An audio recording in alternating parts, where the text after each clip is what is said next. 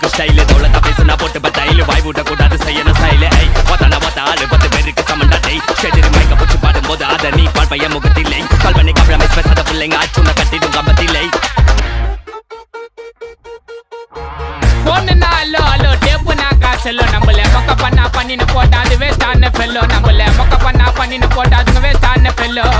excuse me அல்லோ அல்லோ உன்னை இல்ல Cello நம்ம கூட்டத்துக்கே பயந்த கோய்ந்த அதான்